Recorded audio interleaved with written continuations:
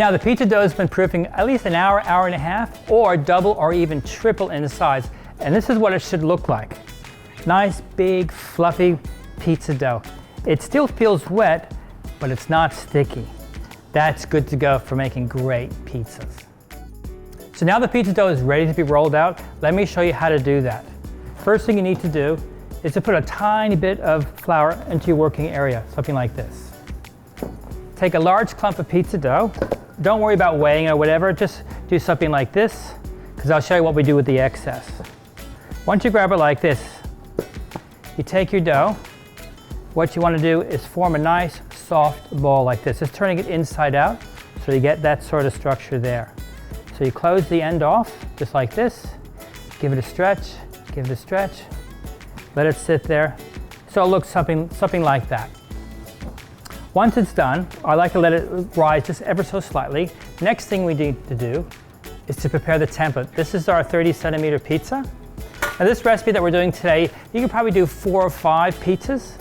So on top of that, we're going to squirt some grapeseed oil, just a few on the outside, just like that. And that's going to prevent it from sticking, and also it makes the bottom of the pizza nice and crispy.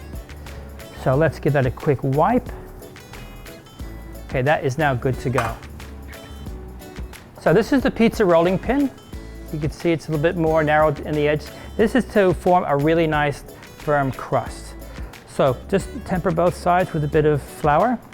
Take your index finger and thumb and just squeeze the center of the dough and use a little bit of gravity to increase the diameter of the dough, just like that, just like this. If the dough is a bit sticky, add a bit more flour, just like that. Now with all your fingers, you're going to just jab them here and try to make a round shape out of it, just like that. This is the fun bit about making pizza. Okay, next thing you do, you get your rolling pin. If you don't have one of these, it's really not that much drama. So you want to roll your dough. Always start from the center of your dough and work to the outside. I'm going to push forward and then draw back. I flip it over. I go in the middle. Push forward, draw back. Push forward, draw back. Give it a turn, just like this. So now we got to take a little bit of elasticity out of the dough. So use the back part of our hand in the center of the dough, and we're just going to lift that up and just gently get the dough nice extended. Okay, next thing we need to do is make sure that the template and the dough match. So what I like to do here is just put it over there and say, look, there's a little bit of excess there. Good to go. So we do our transfer. Just take your rolling pin, start at 12 o'clock. Just gently roll that back onto the pin itself. Put the template where the dough used to be and just unravel that out, just like that. Leave a little slight gap. So what I do now is just tuck it in and make sure there's a little bit of excess dough that goes on the outside of the rim. Now I'm going to show you how to get the perfect round pizza. Use your rolling pin as a cutter.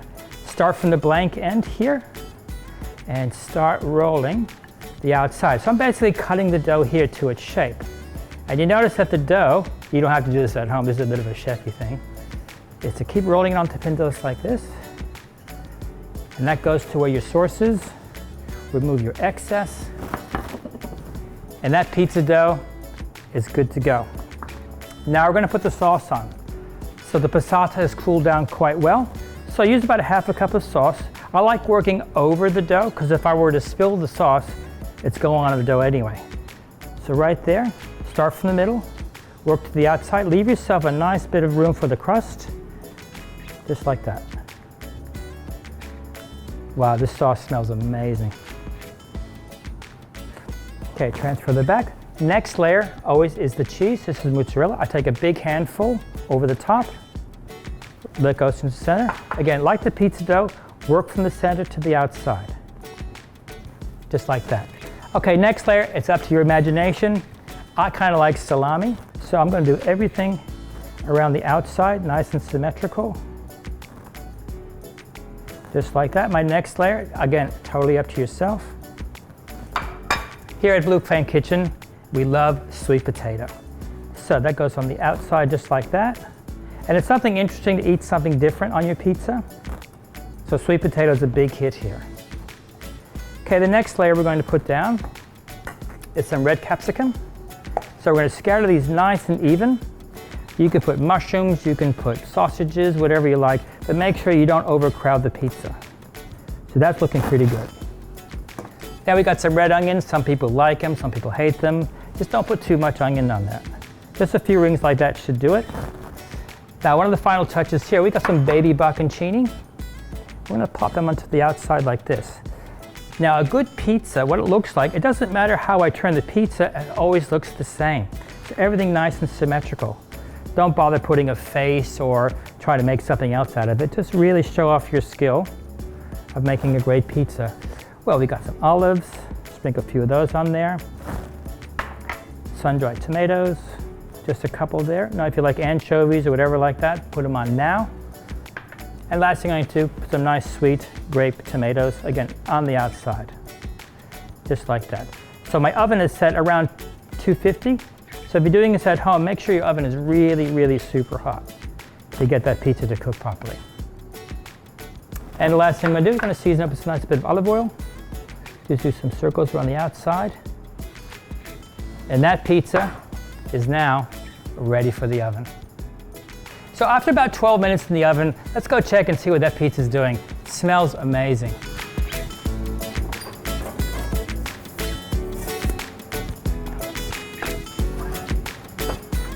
Enough to make your eyes water. When checking a pizza, even though it's golden brown on top, the most important part here is golden brown on the bottom. So let's do transfer. And we're just going to use our pizza cutter.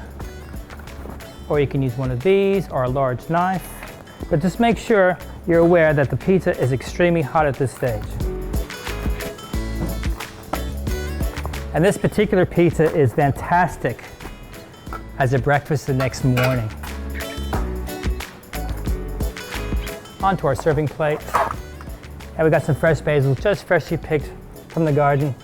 So there you have it, the ATCO Blue Flame Kitchen Pizza.